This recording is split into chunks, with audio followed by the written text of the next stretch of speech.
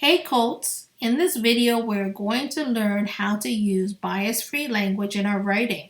This presentation was adapted from an article on the Purdue Online Writing Lab.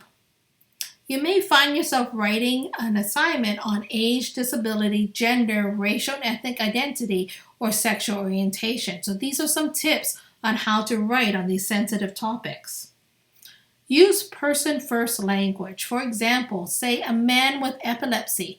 That's usually far more preferable than an epileptic or an epileptic man because it defines the man as epileptic first, as if there's nothing else more than that.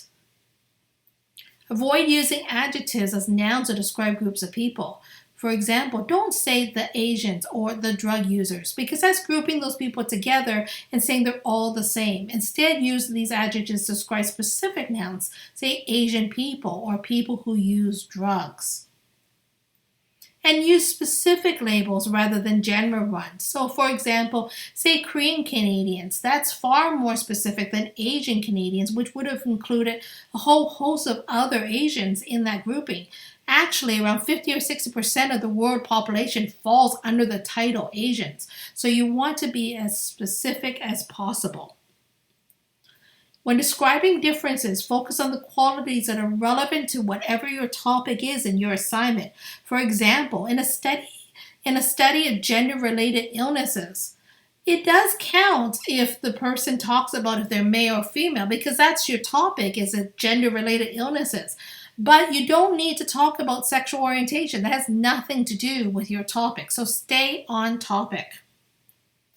In general, respect the language that people use to refer to themselves and understand that the language used to refer to certain groups of people can and do change over time. And it's going to keep changing. Recognize also that group members may not always express total agreement about this language, and that's the nature of equity. It's always going to change, and there's always going to be different perspectives, but you want to be as respectful and understanding as possible. So that is a brief introduction on bias-free language. Thanks for watching, and remember, no Colt walks alone.